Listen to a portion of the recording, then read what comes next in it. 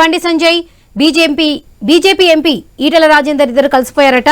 ఈ మాటలు చెప్పింది ఎవరో కాదు, తెలంగాణ బీజేపీ చీఫ్ రామచంద్రరావు. వీరిద్దరు జగడానికి పార్టీ పెద్దలు ఎలా ఫుల్ స్టాప్ పెడతారా అని పార్టీ వర్గాలు జుట్టు పీకుంటున్న తరుణంలో రామచంద్రరావు ఈ ఆశ్చర్యకరమైన ప్రకటన చేశారు. ఇందులో నిజమేంతో గానీ మీడియా ముఖంగా ఈ విషయం వెల్లడించలేదు తెలంగాణ బీజేపీ సారథి. కేవలం మీడియా చిట్ చాట్ లో పేర్కొన్నారు. అంటే సమస్యను తేలికపరిచేలా ఈ ప్రకటన చేశారా అనే అనుమానాలు కూడా ఉన్నాయి. అలాగే పార్లమెంట్ సమావేశాల కోసం ఢిల్లీలో ఉన్న కేంద్ర మంత్రి బండి సంజయ్, ఎంపీ ఈటెల రాజేందర్లతో బీజేపీ పెద్దలు మాట్లాడారా? ఇద్దరిని కలిసి కూర్చోబెట్టారా? వీటికి జవాబు లేదు. పైగా ఇది బీజేపీ అంతర్గత విభేదంగా పేర్కొన్నారు రామయ్య. ఇద్దరు బలమైన బీసీ నేతలు రోడ్డెక్కి తిట్టుకుంటే, వార్నింగ్లు ఇచ్చుకుంటే బీజేపీలో అంతర్గత విభేదంగా ప్రజలు చూస్తారా? వైరి పక్షాలు ఆ కోణంలో సర్ది పెట్టుకుంటాయా? పైగా ఇది ఒక సిట్టింగ్ తో కొలిక్కి వచ్చే వివాదం కాదు, ఎన్నో అంశాలు జతకూడి ఉన్నాయి. ఒకవేళ పార్టీ పెద్దలు చెప్పారని బండి ఈటెల కలిసి మీడియా ముందుకు ఎందుకు రాలేదు? ఇంతకీ తెలంగాణ బీజేపీలో ఏం జరుగుతుంది? వీటికి మాత్రం తెలంగాణ బీజేపీ చీఫ్ నుంచి సమాధానం ఉండదు. గట్టిగా అడిగితే మాత్రం అందరికీ బాత్ అంటూ చిన్న చిరునవ్వుతో సరిపెడతారు.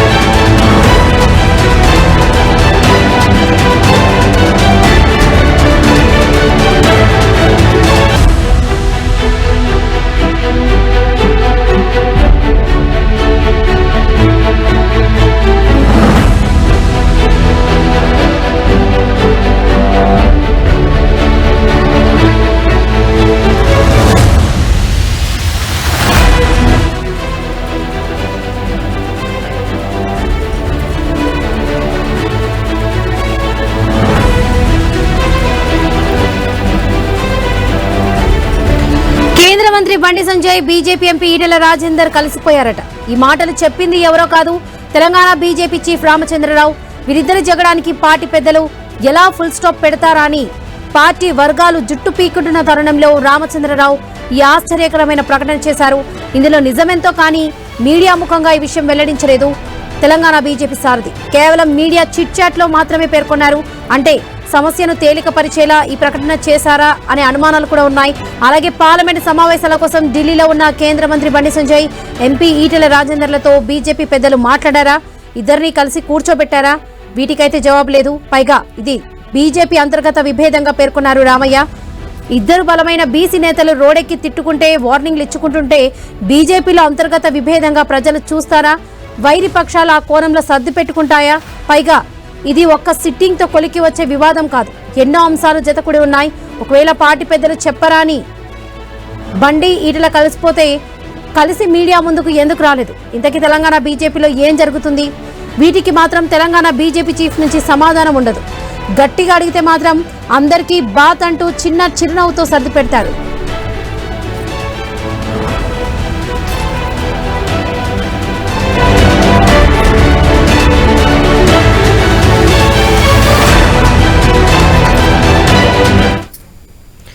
ఇదే విషయానికి సంబంధించి పూర్తి అప్డేట్స్ మా ఇన్పుట్ ఎడిటర్ శ్రీకాంత్ అందిస్తారు.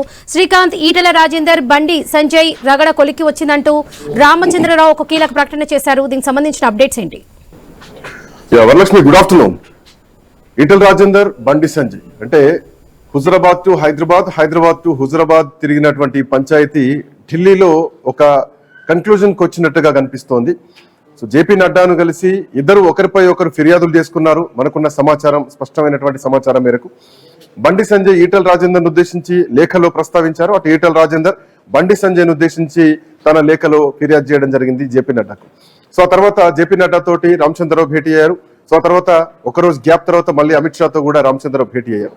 సో భేటీ తర్వాత హైదరాబాద్కి వచ్చిన తర్వాత మీడియా చిట్ చాట్ లో రామచంద్రరావు కొన్ని కామెంట్లు చేయడం జరిగింది. ఇది ఇంట్లో పంచాయతీ, కుటుంబ పంచాయతీ. సో కుటుంబంలో కలహాలా అని దీన్ని చూడాలి తప్ప దీన్ని పెద్దగా భారీగా చూడాల్సినటువంటి అవసరం ఏం లేదు. తొందరలోనే హుజరాబాద్ కు నేను వెళ్తాను, హుజరాబాద్ లో పర్యటిస్తాను. ఖచ్చితంగా ఆ ప్రాంతం మొత్తం కూడా భారతీయ జనతా పార్టీ బలపడేలాగా నేను ప్రయత్నం చేస్తాను, ఖచ్చితంగా పుంజుకునేలా చేస్తానంటూ కూడా చేసినటువంటి పరిస్థితి. అయితే చాలా అంశాలు దీంట్లో చర్చించాల్సినటువంటి అవసరం ఉంది. ఇది తాత్కాలికంగా సర్దుమణిగినట్ట లేదంటే దీర్ఘకాలికంగా ఈ పంచాయతీ సర్దుమణిగిందా అన్నది చూడాలి. ఎందుకంటే ఇద్దరు బీసీ బలమైనటువంటి నాయకులు, ఇద్దరు ఒకే జిల్లాకు చెందినటువంటి నాయకులు. ఒకరు కేంద్రంలో హోం సహాయ మంత్రిగా ఉన్నారు, కేంద్ర సహాయ మంత్రిగా ఉన్నారు. ఇంకొకరు 2 సార్లు మాజీ మంత్రి, 7 సార్లు హుజరాబాద్ నియోజకవర్గం నుంచి గెలిచినటువంటి చరిత్ర ఉన్నటువంటి వ్యక్తి. రేపు పొద్దున మళ్ళీ అసెంబ్లీ ఎన్నికల్లో వీళ్ళందరూ పోటీ చేయాల్సినటువంటి వాళ్ళే రాష్ట్రంలో అధికారంలోకి రావాలంటే. సో మళ్ళీ సొంత నియోజకవర్గం హుజరాబాద్ నుంచి ఈటల రాజేందర్ పోటీ చేయాలి. ఇట్లాంటి నేపథ్యంలో బండి సంజయ్, కౌశిక్ రెడ్డి ఇద్దరు ఒకే కారులో ప్రయాణించడం, ఈటల రాజేందర్ మీద సోషల్ మీడియాలో వ్యక్తిగతంగా కామెంట్ చేస్తూ విమర్శిస్తూ చేసినటువంటి కామెంట్లు, వీటన్నిటి నేపథ్యంలో ఇప్పుడు అమిత్ షా దీంట్లో పెద్దరికం చేశారు, పెద్ద మనిషితనం చేసి ఈ పంచాయతీకి అయితే తెర దింపారు అన్నది రామచంద్రరావు మాటలో అర్థమవుతుంది. అయితే ఇది ప్రస్తుతానికి మాత్రమే చూడాలా, తాత్కాలికంగా లేదా దీర్ఘకాలికంగా తెలంగాణలో భారతీయ జనతా పార్టీ అధికారంలోకి రావాలంటే కొత్త పాత అన్నటువంటి సిద్ధాంతం పోవాలి. అందరూ కలిసి ముందుకు పోతేనే భారతీయ జనతా పార్టీకి ఏమైనా రాష్ట్రంలో అధికారకు వచ్చే అవకాశం ఉంటుంది. లేదంటే మళ్ళీ ఇంకో పార్టీతో పొత్తులకి పోయేటువంటి అవకాశాలు ఎక్కువ ఉంటాయి. సో ఒక చెయ్యి చాచితే అందుకునేంత పండు ఎట్లా ఉంటుందో అట్లాంటి పరిస్థితి తెలంగాణలో ఉంది. చేయి చేస్తే అధికారం అందేటువంటి స్థానంలోనే తెలంగాణలో భారతీయ జనతా పార్టీ ఉంది. అయితే తాత్కాలికమా లేదంటే దీర్ఘకాలికమా అని చూద్దాం. మనతో పాటు మన కరెస్పాండెంట్ స్వామి అందుబాటులో ఉన్నారు. స్వామి, ఇందాక నిన్న మాటలు చెప్పినట్టు ఇది కరీంనగర్ వరకే కాదు, ఈ రోజు హస్తినకు చేరుకుంది. ఢిల్లీలో అమిత్ షా పెద్దరికంతో, పెద్ద మనిషిత్వంతో, మధ్యవర్తిత్వంతో ఇదో కన్క్లూజన్ కు వచ్చినట్టుగా రామచంద్రరావు మాటల్లో తెలుస్తోంది. అయితే దీని తర్వాత పరిణామాలను ఎట్లా చూడాలి? అండ్ అందరూ ఇప్పటి వరకు ఎవరికి వారే యమునా తీరన్నటువంటి పరిస్థితులు బీజేపీలో కనిపిస్తున్నాయి. అందరూ ఒక దగ్గరికి వచ్చేటువంటి ఏమైనా ఒక ఈవెంట్ ఏమైనా కండక్ట్ చేసే అవకాశం ఉందా? ఒక నిరసన లాంటిది బీజేపీ తెలంగాణలో కలిసే ఉంది, అందరం ఏకీకృతంగా ఉన్నామని చెప్పేసి ఎట్లా చూడొచ్చు నెక్స్ట్ లెవెల్లో స్వామి? అంటే శ్రీకాంత్, ప్రధానంగా భారతీయ జనతా పార్టీ రాష్ట్ర శాఖలో పార్టీ అధ్యక్షునిగా వచ్చినటువంటి ఎన్ రామచంద్రరావు ఢిల్లీకి వెళ్ళిన తరుణంలోనే ఈ హైదరాబాద్లో ఒక ఇష్యూ అయితే బయటకు వచ్చింది.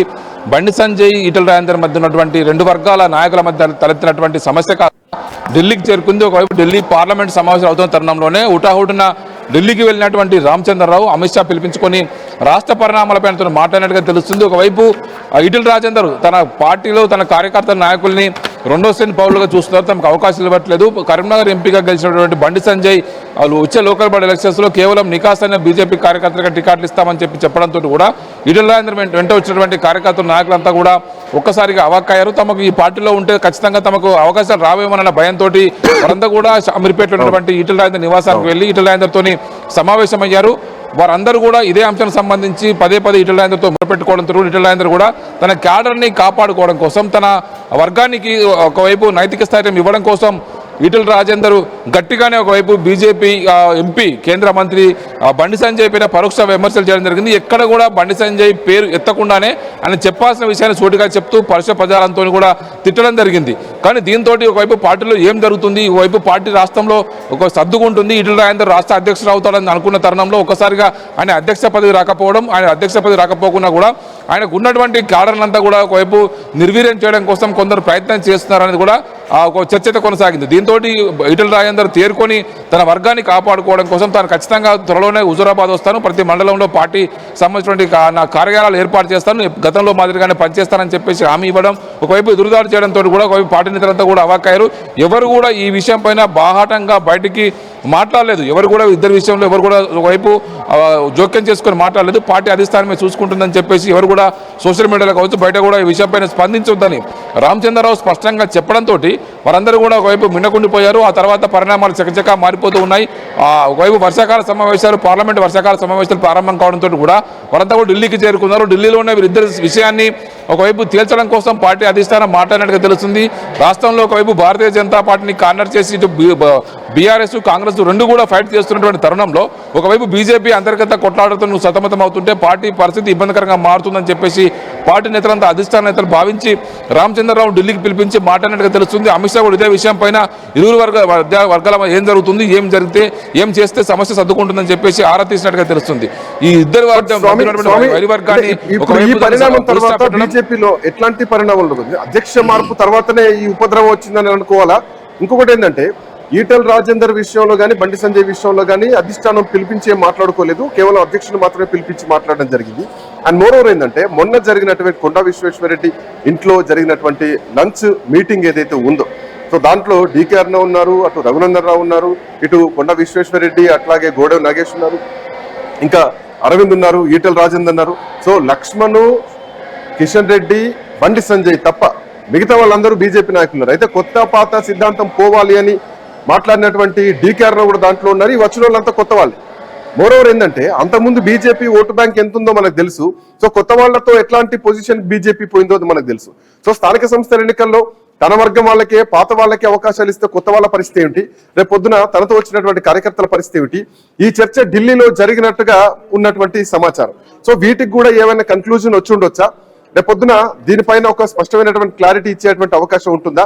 ఈటెల రాజేందర్ విషయంలో భారతీయ జనతా పార్టీ ఎట్లాంటి నిర్ణయం తీసుకుని ఉండాలి, ఈటెలను డిస్టర్బ్ చేయొద్దు అని అనేటువంటి అవకాశం ఉంది. ఎందుకంటే ఈటెల ఎంటర్ అయినప్పుడు అటువంటి టైంలోనే చేరికల కమిటీ చైర్మన్ ఇచ్చారు, జాతీయ కార్యవర్గ సభ్యుడిగా అవకాశం కూడా ఇచ్చారు, ఒక బలమైనటువంటి బీసీ సామాజిక వర్గానికి చెందినటువంటి నాయకుడు. అండ్ ఇద్దరు బండి సంజయ్ కూడా అదే బీసీ, అంటే అంతే స్థాయిలో బీసీ నాయకుడు. సో ఎట్లా సర్దు మనగించి ఉండొచ్చు, నెక్స్ట్ లెవెల్లో ఏమైనా సర్దుబాటు చేసేటువంటి అవకాశాలు ఉంటాయా పదవుల్లో కానీ టికెట్ల విషయంలో కానీ? అంటే శ్రీకాంత్ ప్రధానంగా ఒకవైపు బండి సంజయ్ కావచ్చు, ఇటు ఈటెల రాజేందర్ కావచ్చు, ఇద్దరు కూడా రాష్ట్ర అధ్యక్ష పదవికి బలంగా పోటీ పడ్డవారే. గతంలో బండి సంజయ్ రాష్ట్ర అధ్యక్షుడిగా పనిచేసినప్పుడు ఈటెల రాజేందర్ వర్గం ఆయన పైన లేనిపోని చాడలు చెప్పి ఆయన అధ్యక్ష పదవి పోవడానికి కారణమయ్యారనేది బండి సంజయ్ వర్గం భావిస్తున్నటువంటి ఒక ఆలోచన. ఇప్పుడు కూడా మళ్ళీ ఈటెల రాజేందర్కి అధ్యక్ష పదవి ఇవ్వకుండా బండి సంజయ్ వర్గం పాత నేతలంతా కూడా గట్టిగా ప్రయత్నం చేశారు. ఒకవైపు ఈటెల రాజేందర్కి ఇస్తే తాను గట్టి పనిచేయలేదని చెప్పేసి అధిష్టాన పెద్దలకు ఆయన గట్టిగా చెప్పిన కారణంగానే ఈటెల రాజేందర్కి అవకాశం ఇవ్వలేదని కూడా పార్టీలో చర్చ అయితే కొనసాగుతుంది. మొత్తానికి ఇరు వర్గాలను సంయుక్త కుదుర్చకపోతే పార్టీ డిస్టర్బెన్స్లోకి వెళ్ళిపోతుంది. ఎవరి వర్గం వారైతే పనిచేస్తే వచ్చే లోకల్ బాడీ ఎలక్షన్స్ కావచ్చు, మిగతా ఎలక్షన్స్లో కావచ్చు, పార్టీ వాటిని ఫేస్ చేయడం ఇబ్బందికరంగా భావిస్తుందని చెప్పేసి అధిష్టానం రంగంలో దిగినట్టుగా తెలుస్తుంది. అందుకోసమే రాష్ట్ర అధ్యక్షులు రామచంద్రరావు ఢిల్లీకి పిలిపించి మాట్లాడారు. ఒకవైపు పార్లమెంట్ సమస్యలు జరుగుతున్నప్పటికీ కూడా ఇటు బండి సంజయ్ని పార్టీ అధిష్టానం పెద్దలు పిలవలేదు, ఇటు రాజేంద్ర కూడా పిలవలేదు. వారు ఎవరు కూడా ఎవరిపై ఎవరు నేరుగా ఒకవైపు వ్యాఖ్యలు చేసుకోకపోవడంతో కూడా పరోక్షంగా జరిగినటువంటి పంచాయతీని పరోక్షంగానే ఫుల్ స్టాప్ పెట్టాలని చెప్పేసి కూడా పార్టీ పెద్దలు ఆలోచించే ఈ నిర్ణయానికి వచ్చినట్టుగా తెలుస్తుంది. అందులో భాగంగానే అధ్యక్షునితోనే మాట్లాడించి ఇది పెద్ద సమస్య పోతుంది, పెద్ద సమస్య కాదు, మా పార్టీలో ఎలాంటి చర్చ, ఒకవైపు అభిప్రాయ భేదాలు లేవని చెప్పేసి రామచంద్రరావు చెప్పే ప్రయత్నం చేసే దాన్ని ఇష్యూని సప్రెస్ చేసే ప్రయత్నం చేశారు తప్ప ఎక్కడ కూడా ఇద్దరిని ముఖాముఖిగా కూర్చోబెట్టి మాట్లాడి వారి మధ్య సయోధ్య కుదిర్చినటువంటి పరిస్థితి లేదు.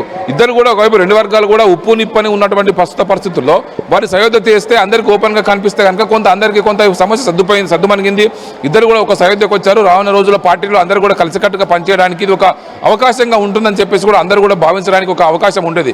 కానీ వాళ్ళు ఇద్దరిని పిలవకుండా నేరుగానే మాట్లాడకుండా కేవలం అధ్యక్షుని పిలిచి మాట్లాడి సమస్యను సప్రెస్ చేసే ప్రయత్నం చేశారు. ఒకవేళ పిలిచి మాట్లాడితే కనుక ఎవరిపై ఒకరు బీజేపీలో ఇప్పుడు ఉన్నటువంటిది ఏంటంటే కొత్తగా అధ్యక్షుడు ఎన్నికైన తర్వాత లేదంటే అంతకు ముందు కానీ బీజేపీ అధిష్టానంతో, రాష్ట్ర అధిష్టానంతో అంటిముట్టనట్టుగా ఉంటున్నారు.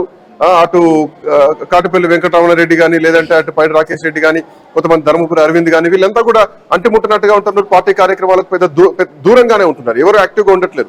కొండా విశ్వేశ్వరరెడ్డి మధ్య కాలంలో నా కార్యకర్తలే అవసరం లేదు, నాకు ఎవరొద్దు, పార్టీ సర్వనాశనం అయిపోతుంది అని చెప్పేసి రోడ్డు పైన కామెంట్ చేసినటువంటి పరిస్థితి. సో ఇప్పుడు అందరూ ఏకంగా ఉన్నారు, అందరూ ఒకే తాటిపై ఉన్నారు అనడానికి భారతీయ జనతా పార్టీ ఒక ప్రూఫ్ చూపించాలి.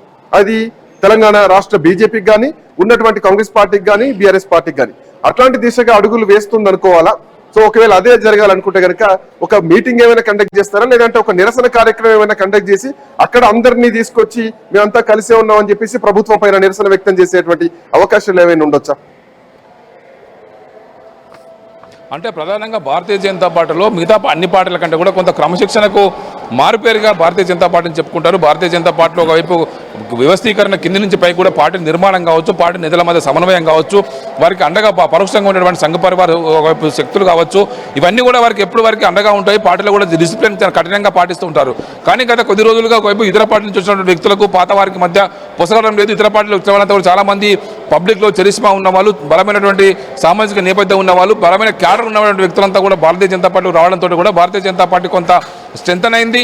పార్టీకి అది ఉపయోగపడ్డది. 8 మంది ఎమ్మెల్యేలు, 8 మంది ఎంపీలు గెలుపుకు అది ఒక కారణమైంది. 2018 ఎలక్షన్స్లో కేవలం ఒక ఎంపీ, ఒక ఎమ్మెల్యే గెలిచినటువంటి పరిస్థితుల్లో, ఒకరిద్దరు గెలిచిన పరిస్థితుల్లో ఇప్పుడు పార్టీ ఇతర పార్టీకి వచ్చిన నేతలందరితో కలిస్తేనే పార్టీ బలపడ్డది. వారందరూ కలిస్తేనే పార్టీ కొంత స్ట్రెంతన్గా పనిచేసే అవకాశం ఉంటుంది. కానీ అలా కాకుండా ఎవరికి వారు సొంతగా వారి నిర్ణయాలు తీసుకొని సొంత కూటములు కట్టి పోతే మాత్రం పార్టీ మరింత దెబ్బతినే అవకాశం కనబడుతుంది. ఇటు బీసీ రిజర్వేషన్ ఇష్యూ తెరపైకి తీసుకొచ్చి కాంగ్రెస్ పార్టీ, ఇటు బీఆర్ఎస్ రెండు కూడా భారతీయ జనతా పార్టీ పైన 2 బాణాలు ఎక్కుపెట్టి రెడీగా ఉన్నారు. వారు కేంద్రంలో బీసీ రిజర్వేషన్ ఆమోదించకపోతే భారతీయ జనతా పార్టీని టార్గెట్ చేసి గ్రౌండ్ స్థాయిలో దెబ్బతీయాలని చెప్పేసి కాంగ్రెస్ పార్టీ కాచుకు కూచుకున్న తరుణంలో పార్టీ నేతలతో కూడా ఏకతాటిపై రాకపోతే మరింత ఇబ్బంది పడే అవకాశం కనబడుతుంది. పాత కొత్త అనే తేడా లేకుండా అందరూ కలిసికట్టుగా పనిచేస్తేనే పార్టీకి ఫ్రూట్ఫుల్ ఫలితాలు వస్తాయి. ఖచ్చితమైనటువంటి పరిస్థితి ఉంటుంది. ఏదైనా విషయంలో పార్టీ నేతలంతా కూడా కలిసికట్టుగా వీళ్ళందరినీ కూడా ఒకే స్టేజ్ మీద కూర్చోబెట్టి మేమంతా ఒక్కతాటిపై ఉన్నాము, మేమంతా ఒకటే భారతీయ జనతా పార్టీ కుటుంబ సభ్యులం అని చెప్పేసి చెప్పడం కోసమే ప్రయత్నం చేస్తేనే అది ఒకవైపు చేస్తున్నటువంటి ప్రయత్నాలకు సఫలీకృతంగా బాగుతుంది తప్ప ఎవరికి వారు ఒకవైపు పార్టీ దీన్ని సమస్యను చిన్నది చేసి చూపెడితే మాత్రం సమస్య సమసిపోదు అనేది కూడా మరొక జరుగుతున్నటువంటి విషయం. అనేక రాష్ట్రాలు మనం చూస్తున్నాము. భారతీయ జనతా పార్టీలు ఇతర పార్టీలతో పోలిస్తే కొంత ఏకతాటిపై ఉంటారు, కొంత డిసిప్లిన్గా ఉంటారు. పార్టీ లైన్ పైనుంచి కింది దాకా ఒకే తాటిపై ఉంటారు. పార్టీ నిర్మాణం కూడా అంతే స్ట్రెంత్గా ఉంటుంది. పార్టీ గ్రామ స్థాయి నుంచి రాష్ట్ర స్థాయి, జాతీయ స్థాయి కమిటీలు కూడా అంతే పటిష్టంగా ఉంటాయి. మిగతా కేవలం ఒక వ్యక్తి మీద, ఒక నాయకుని చరిత్ర మీద ఆధారపడి పార్టీ పనిచేయదు. ఎప్పుడు కూడా పార్టీకి సంబంధించి సిద్ధాంతపరంగా పనిచేయాలి. నేషన్ ఫస్ట్ అనే ఒక సిద్ధాంతం ఏదైతే భారతీయ జనతా పార్టీ పనిచేస్తుందో అలాంటి విషయంలోనే ఇది కొంత ముందుకు తీసుకెళ్లాల్సిన అవసరం ఉంటుంటుంది. ఇప్పుడు ఈటెల రాజేందర్ కావచ్చు, బండి సంజయ్ కావచ్చు, బండి సంజయ్ మొదటి నుంచి పార్టీలో ఉన్నటువంటి వ్యక్తిగా చెప్తారు. ఈటెల రాజేందర్ కావచ్చు, మిగిలిన మొత్తం 8 మంది ఎంపీల్లో 6 మంది బయట నుంచి వచ్చిన వ్యక్తులే ఉన్నారు. కేవలం బండి సంజయ్, ఒకవైపు కిషన్ రెడ్డి తప్ప మిగతా డీకేఆర్న కావచ్చు, మరోవైపు ఇటు కొండా విశ్వేశ్వరరెడ్డి కావచ్చు, ధర్మపురి అరవింద్ కావచ్చు, రఘునందన్ రావు కావచ్చు, గూడెం నాగేశ్ మరియు ఈటెల రాజేందర్ సహా వీళ్ళందరూ కూడా ఇతర పార్టీకి వెళ్ళి వచ్చిన సామాజిక నేపథ్యం వాళ్ళంతా కూడా కొంత క్యాడర్ని పార్టీ బలోపేత కోసం ప్రయత్నం చేశారు.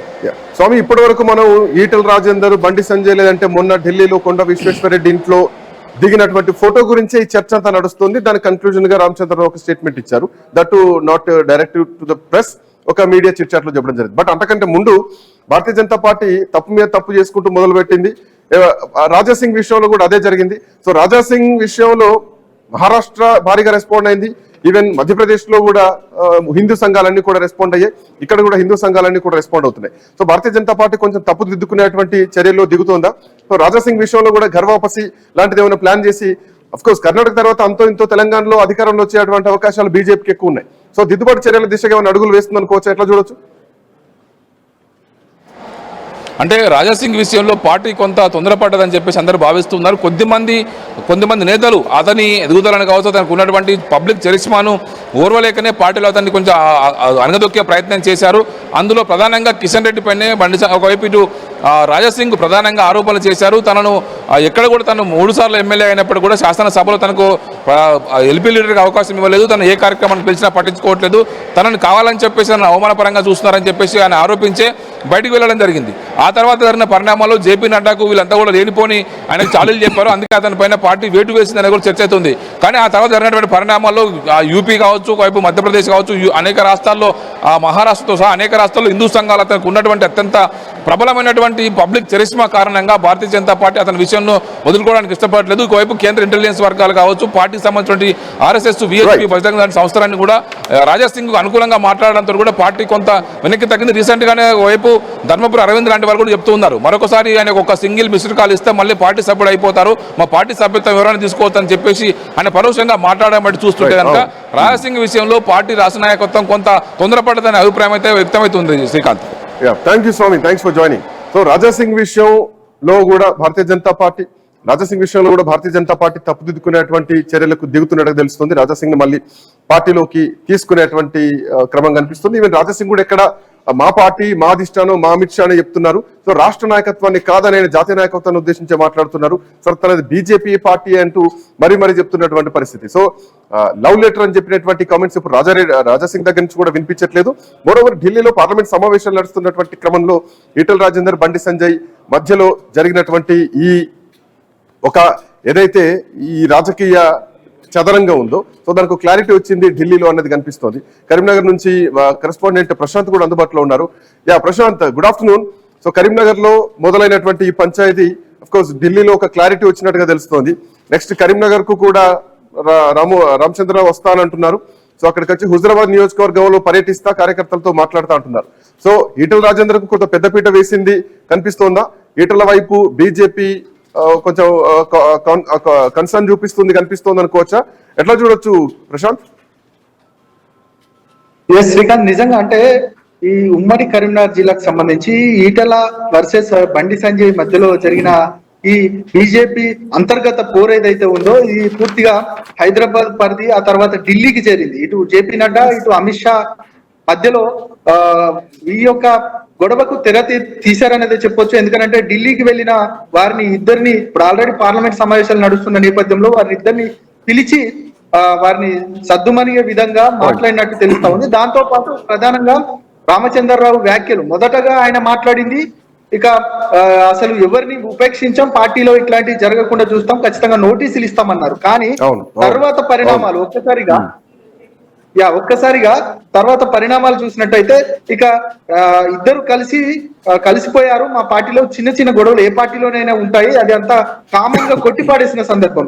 అంటే మొత్తానికైతే ఒకవైపు పిలిచి ఖచ్చితంగా విచారణ ఎదుర్కొంటారు అనేది ఒకవైపు నేపథ్యం చెప్పినప్పటికీ, మరొక వైపు ఖచ్చితంగా ఇంకా ఏముండవు, ఇవి చిన్న చిన్న గొడవలు అని చెప్పడంతో ఈ విషయం ఇంతటితో సద్దుమనినట్టు తెలుస్తా ఉంది. ఖచ్చితంగా ఇద్దరికి స్ట్రాంగ్ గా చెప్పినట్టున్నారు. ఖచ్చితంగా ఒకవైపు స్థానిక సంస్థల ఎలక్షన్స్ వస్తున్న నేపథ్యంలో ఇక ఇప్పుడు కరీంనగర్ ని ఉద్దేశించి బండి సంజయ్ మాట్లాడారు. ఏదో అవునన్నా కాదన్నా ఆయన మాజీ మంత్రి పనిచేశారు, 2 సార్లు మంత్రి చేసినటువంటి వ్యక్తి. కరీంనగర్ లో గడప గడప తెలుసు అని చెప్పి ఈటల రాజేందర్ చెప్పడం జరిగింది. అదే కరీంనగర్ నుంచి ఈయన ఎంపీగా ఉన్నారు. ఆఫ్ కోర్స్ ఆయన నియోజకవర్గంలో ఒకటి హుజరాబాద్ అయినా కానీ. సో కరీంనగర్ లో బల ప్రదర్శనలు ఇక నుంచి తగ్గుతాయనుకోవచ్చా? సెంట్రల్ ఇన్వాల్వ్మెంట్ తర్వాత ఎట్లా చూడొచ్చు? శ్రీకాంత్, అంటే ఒకరిపైన ఒకరు విమర్శలు చేసుకున్నారు. బండి సంజయ్ హుజరాబాద్ వచ్చి సైకిళ్ల పంపిణీలో ఆయన వ్యాఖ్యలు పూర్తిగా ఈటల రాజేందర్ ను ఉద్దేశించినది, అంటే ప్రత్యక్షంగా కాకుండా పరోక్షంగా ఆయన పైనే ఉద్దేశపూర్వకంగానే మాట్లాడిన సందర్భం. ఆ తర్వాత రిటర్న్ కౌంటర్ గా ఖచ్చితంగా అక్కడ ఉన్న కార్యకర్తలు బాధపడి మళ్ళీ ఆయన నివాసానికి, ఈటల రాజేందర్ నివాసానికి వెళ్లి వారి ఆవేదన చెప్పుకోవడంతో ఈటల రాజేందర్ కూడా బహిరంగంగానే ఆయన వ్యాఖ్యలు చేయడం, ఈ రెండు ఒక్కసారిగా అంతర్గత పోరు అనేది ఎగిసిపడిన పరిస్థితి. ఆ తర్వాత ఒక్కసారిగా అది హైదరాబాదు అదేవిధంగా అధ్యక్షుడి పరిధిలోకి చేరినాక మొత్తం పెద్ద ఎత్తున చర్చ వచ్చిన తర్వాత మాత్రం ప్రధానంగా ఒకవైపు ఇక ఎవరు మాట్లాడొద్దు, ఖచ్చితంగా ఇది పెద్దల అధిష్టానానికి వెళ్తా ఉంది, ఈ అంశం పైన ఎవరు మాట్లాడొద్దని స్ట్రిక్ట్ గా వార్నింగ్ ఇచ్చిన నేపథ్యం. ఒకవైపు బండి సంజయ్, మరొక వైపు ఈటల రాజేందర్ కి సంబంధించిన కార్యకర్తలకు బలంగా చెప్పారు, ఎవరు కూడా మీడియాను ఉద్దేశించి మీడియా ముందుకు వెళ్లి ఈ విషయాల పైన ఎవరు మాట్లాడొద్దు అనేది కూడా అప్పటి నుండి స్ట్రిక్ట్ గా వార్నింగ్ ఇచ్చారు. ఆ తర్వాత ఆ బంతి ఢిల్లీ కోర్టులో పోయింది. ఆ ఢిల్లీలో షా అండ్ నడ్డా మధ్యలో మాట్లాడిన సందర్భంలో ఒక్కసారిగా ఇక ఇద్దరిని పిలిచి మాట్లాడిన సందర్భం ఖచ్చితంగా ఈ అంతర్గత పోరు మీ ఇద్దరి మధ్యలో జరిగిన అంశానికి సంబంధించి ఇక పైన మీరు పోలీస్ స్టాప్ పెట్టకపోతే మాత్రం సీరియస్ యాక్షన్ ఉంటుందనేది కూడా ఒకవైపు అధిష్టానం చెప్పిన నేపథ్యంలో ఖచ్చితంగా ఇది ఇంతటితోటే వదిలేద్దామనే ఉద్దేశంలో ఉన్నారు. ఈ పోరు ఒక్కసారిగా ఢిల్లీకి వెళ్ళిన తర్వాత మాత్రం ఒక్కసారిగా సద్దుమణిగినట్టుగానే తెలుస్తుంది. Srikanth, right, thank you Prashanth, thanks for joining. So Bharatiya Janata పార్టీలో పుట్టినటువంటి ఈ పంచాయతీ ఏదైతే ఉందో, సో పంచాయతీకి తెర పడినట్టే రామచంద్రరావు మాటల్లో కనిపిస్తోంది. కాకపోతే స్థానిక సంస్థల ఎన్నికల్లో బీఫామ్లు వాళ్ళు ఇస్తే ఎంత, ఇవ్వకపోతే ఎంత, కరీంనగర్ నాది, హుజరాబాద్ నాది, నా వాళ్ళకి నేను ఖచ్చితంగా పోటీలో దింపుతా అని చెప్పి మాట్లాడినటువంటి ఈటల రాజేందర్ ఇక కాంప్రమైజ్ అయినట్టేనా? సో ఈ కొత్త పాత అన్నటువంటి ఈ విధానం ఏదైతే ఉందో భారతీయ జనతా పార్టీలో, ఆ విధానం ఇక సమసిపోయినట్టేనా? సో అందరినీ కలుపుకొని ముందుకు తీసుకెళ్లడానికి రామచంద్రరావుకి ఇప్పటికే ఆదేశాలు వచ్చేస్తాయా? సో అమిత్ షా కీలకంగా దీన్ని ఒక ప్రెస్టేజ్ ఇష్యూగా తీసుకున్నారా? సో ఖచ్చితంగా తెలంగాణలో అధికారంలోకి రావాలంటే ఈ వర్గ పోర్లన్నీ తెలంగాణలో పోవాలి. ఒకరికొకరు చేయి అందించుకుంటూనే పార్టీని ముందుకు తీసుకెళ్లాల్సినటువంటి పరిస్థితి. సో భారతీయ జనతా పార్టీలో వర్గ పోరు సమస్య పోయిందా? ఇది తాత్కాలికమా, లేదంటే భవిష్యత్తులో దీర్ఘకాలికంగా కొనసాగుతుందా అన్నది మాత్రం బీజేపీ నాయకులే నిర్ణయించాలి, కాలమే సమాధానం చెప్పాలి. చూద్దాం ఎట్లా ఉండబోతుందో తెలంగాణలో BJP graph. That's all for now. Next updates continue అయితే కీప్ వాచింగ్.